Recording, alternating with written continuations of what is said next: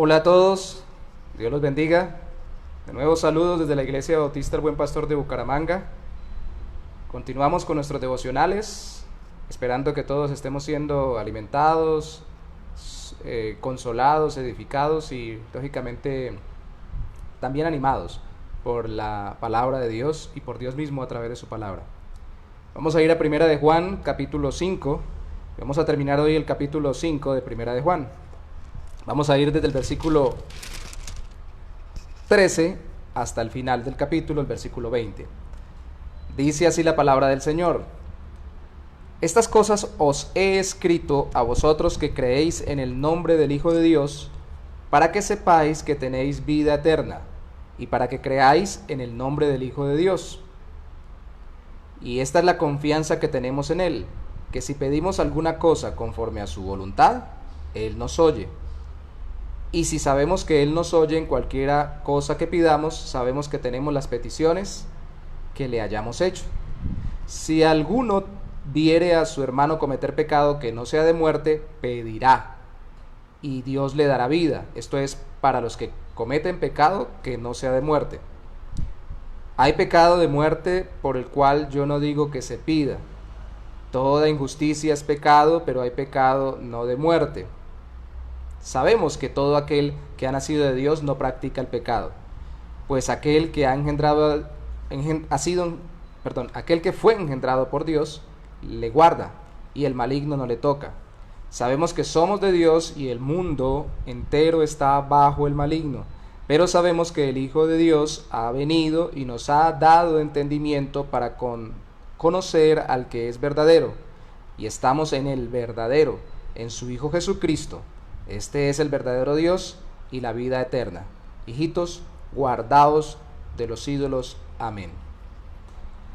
Desde el principio de nuestras enseñanzas, o de nuestro aprendizaje más bien en el sistema educativo de nuestro país, y me imagino que también los demás, se nos enseña en nuestro idioma a leer, y algunos principios básicos de la lectura es que cuando estamos leyendo un libro, un párrafo, o una página, o un escrito en general, busquemos la idea principal, es decir, el objetivo primordial por el cual escribió el autor y lo que principalmente nos quiere enseñar. A veces aparece al principio, a veces aparece al final, a veces aparece a la mitad en una frase o una sentencia de palabras claras sobre su objetivo. Juan ya nos lo había dicho que escribía para nuestro gozo, o para vuestro gozo, le dice a sus autores en la misma carta de Primera de Juan, en el capítulo 1, versículo 4. Y este gozo lógicamente glorifica a Dios, pero aquí ya nos dice claramente cuál es el gozo nuestro y lo que glorifica a Dios, y es que en el versículo 13 nos dice que creamos en el nombre del Hijo de Dios. Estas cosas os he escrito, toda esta carta, para que creáis en el nombre del Hijo de Dios, para que sepáis que tenéis vida eterna, y para que creáis en el nombre del Hijo de Dios. Entonces divide el creer que tenemos salvación en Cristo en dos: en saber que tenemos vida eterna, y en creer.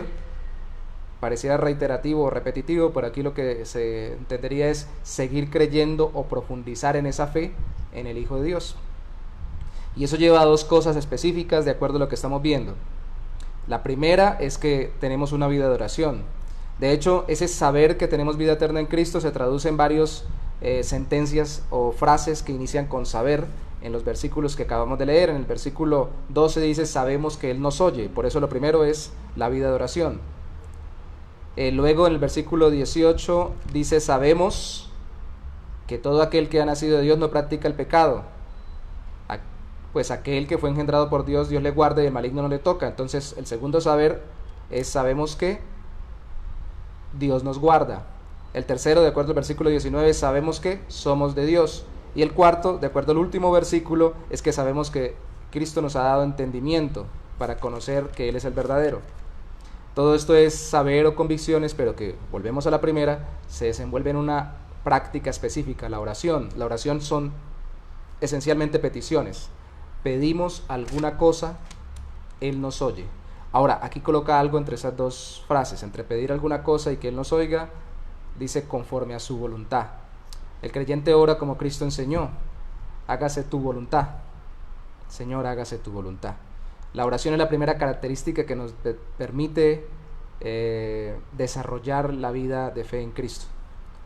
Pedir, toda la oración modelo del Padre Nuestro son peticiones. Pedimos que Dios sea santificado, que sea glorificado sea tu nombre, que venga su reino, que se haga su voluntad.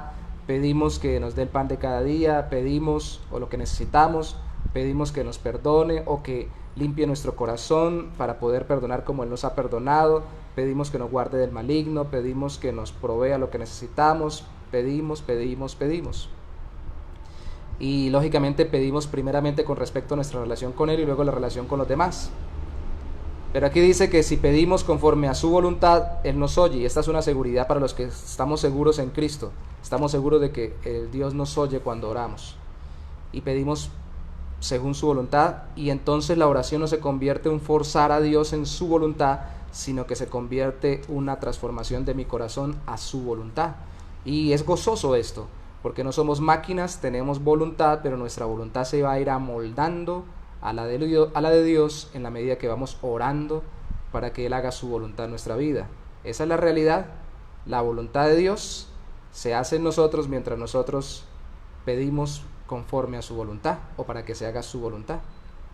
Y de hecho pedimos no solo por nosotros, también tenemos que pedir por otros.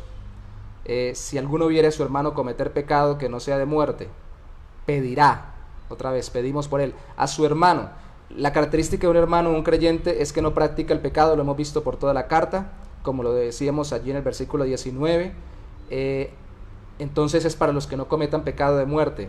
Según este texto, según el Evangelio, cuando Cristo habla, se registra en la Biblia con respecto a la blasfemia contra el Espíritu Santo, que era la incredulidad en la obra de Cristo a pesar de tener acciones poderosas del Espíritu Santo demostrando que Él es el Salvador frente a las personas. Esa perseverancia, permanencia y persistencia en resistirse a creer que Jesús es el Hijo de Dios, eso que aquí la Biblia le llama, que tal vez eran de nosotros pero no estaban con nosotros, que han escuchado el Evangelio y que perseveran en el pecar, tal vez sea el pecado de muerte. Y no es un pecado específico porque hayan pecados mortales y pecados veniales o que no son tan peligrosos, porque aquí dice que toda injusticia es pecado, lo dice el versículo 17, todo es pecado, pero hay pecado que no es de muerte, que quiere decir no es esa resistencia o esa oposición permanente a pesar de los testimonios dados por el Espíritu Santo frente a nosotros de que Cristo es el Salvador. Si así hay una persona, pues no sería nuestro hermano, y aquí lo que está tratando de decirnos Juan es sencillo, que cuando Dios nos muestra que no es un hermano, pues no oremos por él como un hermano, simplemente oremos pidiéndole a Dios que en su gracia y su misericordia, si es su voluntad, transforme su corazón para que él pueda salir de su ignorancia y se convierta a él. Pero que no pidamos como si fuera un hermano, porque no lo es.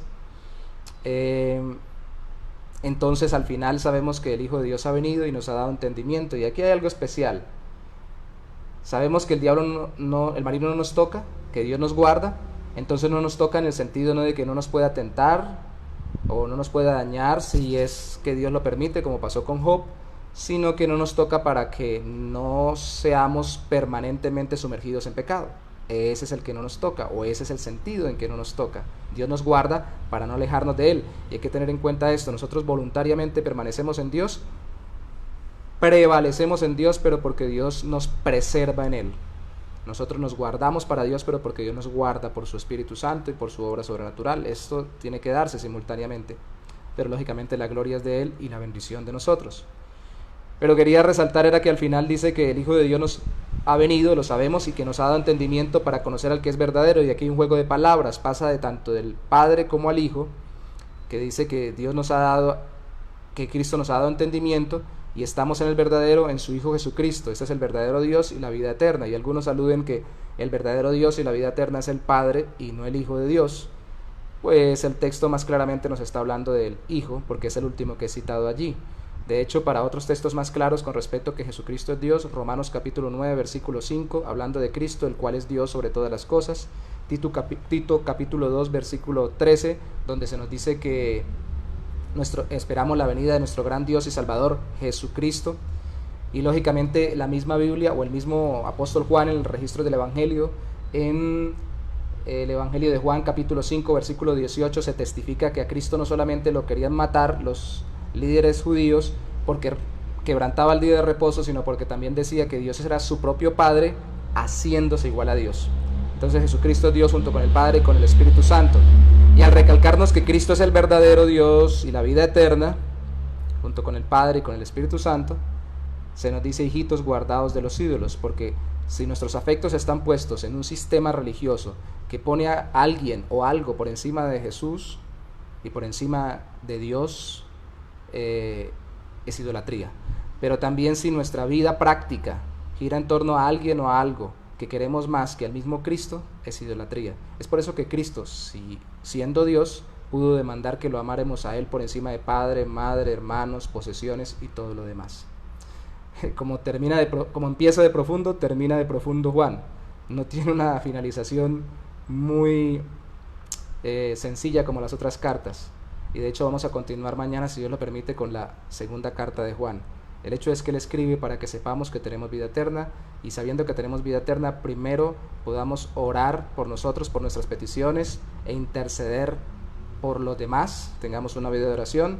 Pero segundo, también sepamos que tenemos entendimiento, o que Dios nos ha dado el entendimiento de que Cristo es el verdadero Dios y verdadero hombre, que nos ha dado salvación y que somos guardados por Él. Eso es saber que tenemos vida eterna. ¿Lo sabe usted? ¿Lo cree? Vamos a orar precisamente al Señor. Gracias te damos, Señor, por darnos el conocimiento de Cristo a través de tu Espíritu Santo y la seguridad de que estamos en el verdadero Dios y la vida eterna que es Cristo. Gracias por permitirnos, Señor, también el privilegio de profundizar esta vida eterna que ya comenzó en nuestra vida. En este tiempo, aunque no sea perfecta, sí podemos profundizar esa relación en oración y permitirnos no solamente orar por nosotros, sino interceder por otros. Gracias, Señor. Hoy te damos y te pedimos que nos enseñes a orar para la edificación de los hermanos y la conversión de los inconversos, pero todo conforme a tu voluntad, conforme a tu gracia, a tu misericordia y para la gloria de tu nombre. Te damos gracias en el nombre mismo de Jesús. Amén. Dios los bendiga. Nos vemos mañana, si Dios lo permite. Continuamos de nuevo en las cartas de Juan, en esta ocasión con la segunda carta de Juan. Así que bendiciones para todos.